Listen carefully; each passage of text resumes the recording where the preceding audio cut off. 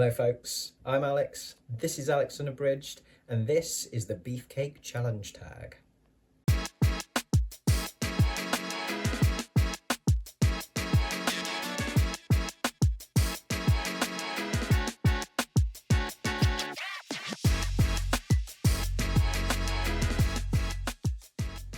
So welcome back to the channel if that is the case. Yeah, it's time to talk big books. Some chonkers that I have on my TBR for 2025. So yes, this is the Beefcake Challenge tag. This tag was created by Big Al Does Booktube, and I was tagged by Gavin over at Genre Books. So thank you very much, Gavin, for that tag. I will link to Al and Gavin's videos and channels in the description as always. This will be a little bit different in terms of my responses, how I do this, than I think potentially some of the other folks that I've seen do this, because I don't have a huge amount of physical books.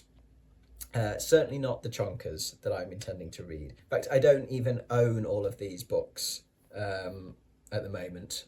These are on my TBR, these are pretty much all on my project schedule, so they, are fixed in for this year. But I will be getting them at the library, for instance, things like that, or having them as an audiobook, buying them as an audiobook, renting them as an audiobook, etc. So you're not going to see a big stack of chonkers because I don't have that. But I figured I'm still reading them, I'm still listening to them, I'm still consuming the same material. So and when I looked through my collection, I've got a fair few decent sized books, so I thought I will give this a crack. So let's get to the prompts then. So prompt number 1, what are the 10 biggest books on your TBR for the next year? By far and away, the biggest of the chonkers is The Stand by Stephen King, the full uncut version. This comes in at 1,348 pages in one of the editions I could find online, but I have it on audio. This will be a reread for me. I've had it on audio before, and this will be part of my Stephen King reading project, where I'm reading all of Stephen King's novels in publication order. So I should get to The Stand, I think, in March. And yeah, it's 48 hours on audio, so it's a big one, and I will probably end up doing it over 2 months. But yeah, that is by far and away the chonkiest of the chonkers. Then we've got Dune by Frank Herbert at around about 660 pages, I think it'll work out. I don't own this yet. This will be a library book, no doubt. And yeah, Dune is one where I'm apprehensive about whether I'm going to like it or not. And certainly when I see that kind of page count, I'm like, well, it's going to have to really capture me for me to commit to nearly 700 pages of it. But we'll see, open mind and all of that. But yeah, that will be in June. Dune in June. Next up, we've got the only one that I actually own and have as a physical edition, and that is Existence by David Brin at 655 pages. This is part of my science fiction for the somewhat less hesitant reading, and this will come in, I think, later in the year, probably into autumn. But yeah, this one sounds really interesting, quite sort of high concept, I think. So yeah, that's a good big chonker there.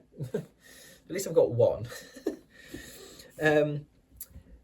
After that, we've got Doomsday Book by Connie Willis. Again, don't own this. It'll be around about 580 pages, or it's 26 hours audio. This will most likely be an audiobook, certainly if it's still part of the Audible Plus collection, which it is at present, because it's included in my subscription. So yeah, 26 hours on that, but I won't get to that until, again, later in the year, sort of late summer, early autumn. Then we've got Red Mars by Kim Stanley Robinson. This will also be an audiobook, most likely, because it is, again, included in the Audible Plus catalogue at present. At 23 hours, or around about, I think, sort of 570 pages, 600 pages, something like that. And this will be a buddy read in, I think, November, with Gavin from Genre Books. Then we're dipping into the horror with The Ceremonies. at 554 pages, or it's an audiobook again, 22 hours. And I do have this on audio, I own it, and this is the first in my horror project, which starts this month, and so I will be starting this most likely at the weekend. So yeah, I'm looking forward to that. This is T.D. Klein, and is the book that sparks off my whole idea for a 20th century horror project. So yeah, that's the first up, and I'm looking forward to diving in.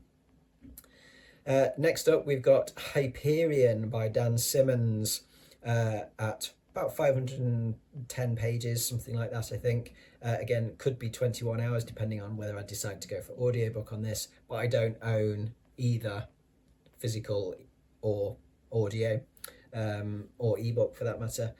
So I'm not sure, exactly what that will be, but yeah, that's the next one on the list.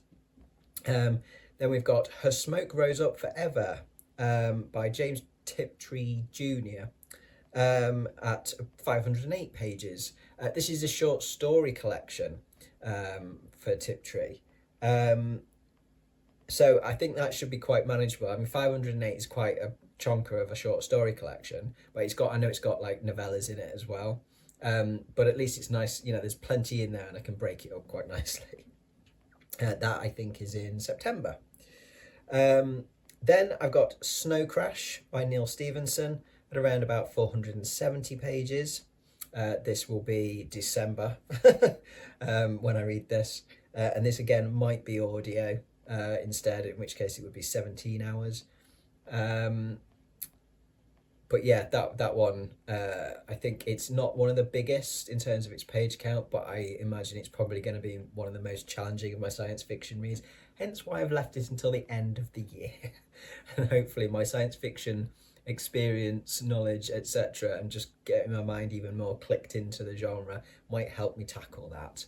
Because I just think, just from reading a bit about it, I think that one's probably the sort of thing that I might find quite challenging. And then the final one is Toady, by Mark Morris, another one from my horror reading project, which will be in June or July, something like that. And that is 416 pages. And again, I don't own a copy of this. In fact, it's really difficult to get hold of at the moment for a decent price. There used to be an ebook, and the ebook seems to have disappeared from the market, which is really annoying because I didn't find that out until after I'd put it on this project. But if I need to try and source it somewhere on eBay, even if I just need to pay a bit more, or see if I can find someone who might lend me a copy. So if there's anybody out there. But yeah, so that one's at, about 416 pages, I think it says on Goodreads. So those are my 10. So how thick are your books? Well, considering that my iPad or my phone that I listen to stuff on or read ebooks on, and that's how thick. But it's not about how big they look, it's about how much you have to read or take in. So yeah, it's not a big stack in physical reality, but in terms of the amount of information, the amount of literature contained within, there's plenty there. 3 is, do you think you can read them all? I reckon I can. Yeah, I reckon I can get through. The only one that might trip me up, that I think, the only one that I think has the most chance of tripping me up and me not getting through is Dune. But we'll see. I will give it a damn good go, that's for sure. And I hopefully will be surprised on that. But at present, I think that's the one that could throw me off. I might be completely wrong and I might love that, and then something that I expect to love throws me off. But yeah, I reckon I can get through them all. In terms of practically speaking, in the number of pages they are combined, or hours they are combined, yeah, I don't think that's an issue. So prompt number 4 then is, how many pages are they? If I took kind of the page count from sort of the editions that I've found referred to online, even for the ones that I'll probably have as an audiobook, you're looking at about just over 6,000 pages, 6,167 pages is what I came up with.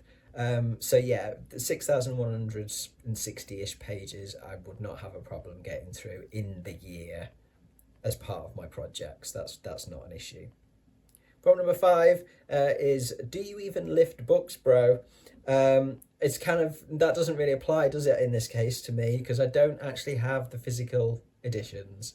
It just really doesn't bother me, to be honest, in terms of having the actual chonker in my hands. In fact, in some respects, I'd rather not. If I can still get the same information in through my ears or my eyes through ebooks or audiobooks, then I'll go that way. And in fact, for me, audiobooks, when it comes to something particularly long, are the way to go. That's the way I can actually properly get through stuff. And it's just nice to be able to not have to sit with a huge tome on my knee. So yeah, no, the lifting books, not really a thing for me. So the last thing to do then is to tag some other people. I will tag Gareth over at Books, Songs and Other Magic, and Olly over at Criminolly. So there we go. If either of you two fancy a crack at this, then please do. And if there's anybody else watching who hasn't been tagged and fancies a go, then consider yourselves tagged as well. But that will do from me today. Thank you very much for watching, folks. As always, do drop your thoughts in the comments below. Do let me know what the biggest of all your TBR books are for 2025. I'll be back on Friday with some more bookish ramblings, so I do hope you'll join me for that then. But from me, for now, that's ta-ra.